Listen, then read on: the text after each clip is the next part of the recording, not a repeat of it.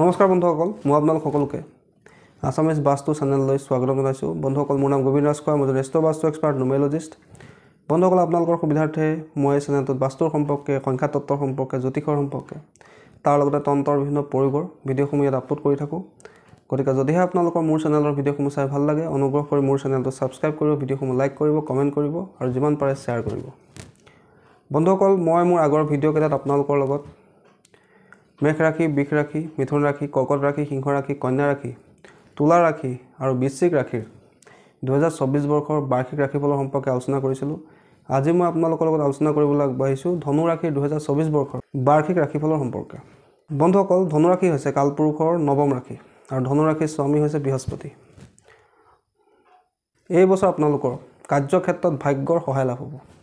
যিবিলাক আধৰুৱা কাম আছিলে, বাধা বিঘিনি আছিলে কামত, সেই বাধা বিঘিনি দূৰ হ'ব, আধৰুৱা কামখিনি আপোনালোকৰ সম্পন্ন হ'ব। তাৰ লগতে আপোনালোকৰ এই বছৰ মনৰ ইচ্ছা পূৰ্ণ হোৱাৰ যোগ আছে। বন্ধুসকল, প্ৰথমে আমি আলোচনা কৰোঁ আহক 2024 বৰ্ষত ধনু ৰাশিৰ আৰ্থিক স্থিতিৰ সম্পৰ্কে। বন্ধুসকল, আৰ্থিক দৃষ্টিৰ পৰা ধনু ৰাশিৰ কাৰণে 2024 বৰ্ষটো অত্যন্ত ভাল বুলি ক'ব পাৰি। তেওঁলোকৰ এই বছৰ বিভিন্ন দিশৰ পৰা ধন লাভ হ'ব, ইনকামৰ নতুন উৎস লাভ কৰিব, টকা পইচা ইনকামৰ নতুন সুবিধাও তেওঁলোকে লাভ কৰিব। তেওঁলোকৰ যদি কিবা ঋণ ধাৰৰ সমস্যা আছে, সেই ঋণ ধাৰৰ সমস্যাৰ পৰা মুক্তি লাভ হ'ব। ক'ৰবাত যদি পইচা পাবলগীয়া আছে, সেই পইচাও তেওঁলোকে পাব পাৰে। তাৰ লগতে তেওঁলোকৰ এই বছৰ লটাৰী বা শ্বেয়াৰ মাৰ্কেটৰ পৰা লাভ হোৱাৰ সম্ভাৱনা আছে। বন্ধুসকল, যদি কিবা সঞ্চয়ৰ সমস্যাও চলি আছিলে, সেই সঞ্চয়ৰ সমস্যাও দূৰ হ'ব। মনে বিচৰা ধৰণে আপোনালোকে সঞ্চয় কৰিব পাৰিব। কেৱল আপোনালোকে ইনভেষ্ট কৰোঁতে অকণমান সাৱধান হৈ কৰিব, লগতে যুটীয়া ব্যৱসায় কৰাৰ পৰা অকণমান দূৰত থাকিব। বন্ধুসকল, এতিয়া আমি আলোচনা কৰোঁ আহক 2024 বৰ্ষত ধনু ৰাশিৰ কেৰিয়াৰৰ সম্পৰ্কে। কেৰিয়াৰৰ দৃষ্টিৰ পৰাও 2024 বৰ্ষটো ধনু ৰাশিৰ কাৰণে এটা অত্যন্ত ভাল বছৰ বুলি ক'ব পাৰি। তেওঁলোকৰ কাৰ্যক্ষেত্ৰত সুনাম অৰ্জন কৰিব পাৰিব। ব্যৱসায়ীসকলৰ ব্যৱসায়ত প্ৰচুৰ লাভ হোৱাৰ সম্ভাৱনা আছে। নতুন ব্যৱসায় আৰম্ভ কৰিবও পাৰে বা ব্যৱসায় প্ৰসাৰো তেওঁলোকে কৰিব পাৰে বা এক্সপেনশ্যনো তেওঁলোকে কৰিব পাৰে। এই বছৰ তেওঁলোকৰ নতুন ব্যৱসায় কৰিবৰ কাৰণে বিশেষ সুযোগ লাভ হোৱাৰ সম্ভাৱনা আছে।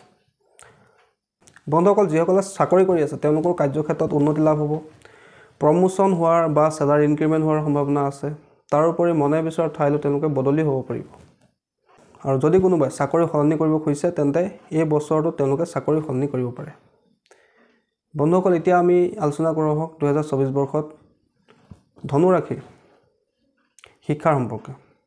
শিক্ষাৰ দৃষ্টিৰ পৰা 2024 বৰ্ষটো ধনু ৰাশিৰ কাৰণে যথেষ্ট ভাল। তেওঁলোকে পঢ়া শুনাত উন্নতি লাভ কৰিব পাৰিব, পৰীক্ষাটো ভাল ফলাফল দেখাব পাৰিব, ভাল নম্বৰ লৈ তেওঁলোকে পৰীক্ষাত পাছ কৰিব পাৰিব, পঢ়া শুনাত মনোযোগো বৃদ্ধি পাব।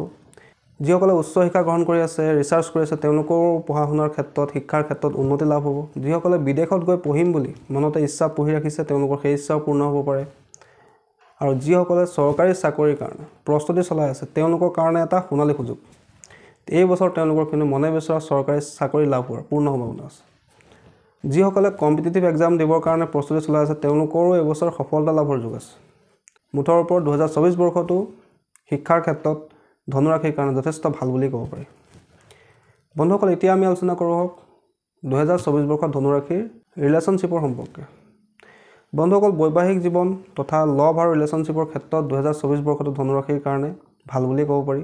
তেওঁলোকৰ দাম্পত্য জীৱন সুখময় হ'ব, পৰিয়ালত এটা শান্তিময় পৰিৱেশে বিৰাজ কৰিব, ঘৰত কিবা মাংগলিক অনুষ্ঠানো হ'ব পাৰে। তাৰোপৰি তেওঁলোকৰ এবছৰ সন্তান লাভৰো যোগ আছে। যিসকলৰ বিবাহ হোৱা নাই, তেওঁলোকৰ বিবাহ হোৱাৰো পূৰ্ণ যোগ আছে। আৰু যিসকলে ৰিলেশ্যনশ্বিপত আছে, তেওঁলোকৰ সম্পৰ্ক মধুৰ হ'ব, গভীৰ হ'ব, ইজনে সিজনৰ প্ৰতি বিশ্বাস, মৰম, ভালপোৱা পৰস্পৰে বৃদ্ধি পাব। যিসকল ছিংগল হৈ আছে, তেওঁলোকৰো নতুন সম্পৰ্ক লাভ হোৱাৰ যোগ আছে। তাৰোপৰি তেওঁলোকৰ এইবছৰ প্ৰেম বিবাহ বা লাভ মেৰিজ হোৱাৰো সম্ভাৱনা আছে। বন্ধুসকল, এতিয়া আমি আলোচনা কৰোঁ আহক 2024 বৰ্ষত ধনু ৰাশিৰ স্বাস্থ্যৰ সম্পৰ্কে। বন্ধুসকল, স্বাস্থ্যৰ দৃষ্টিৰ পৰা 2024 বৰ্ষটো ধনু ৰাশিৰ কাৰণে মধ্যম বুলি ক'ব পাৰি। বছৰটোত তেওঁলোকৰ সৰু সুৰা ৰোগ কিছুমানে আমনি কৰিব পাৰে, বিশেষকৈ কাহ, মূৰৰ বিষ, কঁকালৰ বিষ, ভৰিৰ বিষ, হাত ভৰিত সৰু সুৰা আঘাত পোৱাৰ সম্ভাৱনা আছে। তাৰ লগতে তেওঁলোকৰ ৰক্তৰ লগত জড়িত, তেজৰ লগত জড়িত কিবা ৰোগ হোৱাৰ সম্ভাৱনা আছে। গতিকে অনুগ্ৰহ কৰি আপোনালোকে নিজৰ স্বাস্থ্যৰ যতন ৰাখিব, সময়ে সময়ে ডক্তৰৰ সহায় ল'ব আৰু নিয়মিতভাৱে ব্যায়াম কৰিব, যোগা কৰিব আৰু খোৱা লোৱাৰ অকণ যতন ৰাখিব। চৰ্বিজাতীয় বা বেছি মছলাযুক্ত খাদ্য খোৱাৰ পৰা অলপ বিৰত থাকিব। বন্ধুসকল, এতিয়া আমি আলোচনা কৰোঁ 2024 বৰ্ষত ধনুৰাশিৰ জাতক জাতিকাসকলে এই বছৰটোৰ নিগেটিভিটিৰ পৰা সমস্যাৰ পৰা সুৰক্ষিত হৈ থাকিবৰ কাৰণে কি উপায় কৰা উচিত। বন্ধুসকল, প্ৰথম আৰু প্ৰধান উপায়টো হ'ল তেওঁলোকে বৃহস্পতিবাৰৰ দিনা ব্ৰত কৰা উচিত। আৰু বৃহস্পতিবাৰৰ দিনা গা ধোৱা পানীত অলপ হালধি মিলাই স্নান কৰা উচিত। লগতে প্ৰত্যেক বৃহস্পতিবাৰে কোনো মন্দিৰত হালধীয়া বস্তু, সেয়া বেচন বা কল বা হালধি যিকোনো বস্তু হ'ব পাৰে, দান কৰা উচিত। দ্বিতীয় উপায়টো হ'ল তেওঁলোকে কোনোবা এটা শনিবাৰে শনি মন্দিৰত সন্ধিয়া সময়ত গৈ কলা বস্তু দান কৰা উচিত। কলা তিল, মিঠাতেল, কটাৰী, কলা কাপোৰ ইত্যাদিবিলাক তেওঁলোকে শনি মন্দিৰত দান কৰা উচিত। তৃতীয় উপায়টো হ'ল তেওঁলোকে সদায় হনুমান চালিচা পাঠ কৰা উচিত। তাৰ পিছৰ উপায়টো হ'ল তেওঁলোকে প্ৰত্যেক দিনে এক মুঠি চেনি কলাপুৰক খুওৱা উচিত।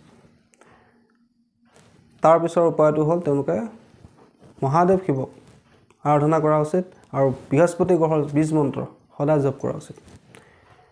বন্ধুসকল, এইখিনি উপায় ধনুৰাশিৰ জাতক জাতিকাসকলে 2024 বৰ্ষত যিখিনি নিগেটিভিটি আছে, সমস্যা আছে, গ্ৰহত দুখ আছে, গ্ৰহৰ ৰিষ্ট আছে, এইখিনিৰ পৰা সুৰক্ষিত হৈ থাকিবৰ কাৰণে সকলোৱে কৰা উচিত। বন্ধুসকল, সদৌ শেষত প্ৰত্যেকগৰাকী ধনুৰাশিৰ জাতক জাতিকালৈ মোৰ তৰফৰ পৰা 2024 বৰ্ষৰ আন্তৰিক শুভেচ্ছা জ্ঞাপন কৰি মই ধনুৰাশিৰ 2024 বৰ্ষৰ বাৰ্ষিক ৰাশিফলৰ এই ভিডিঅ'টো ইয়াতে সামৰিছোঁ। যদিহে আপোনালোকৰ ভিডিঅ'টো চাই ভাল লাগিলে অনুগ্ৰহ কৰি ভিডিঅ'টো লাইক কৰি দিব, কমেণ্ট কৰিব, শ্বেয়াৰ কৰিব আৰু মোৰ চেনেলটো ছাবস্ক্ৰাইব কৰিব। ধন্যবাদ।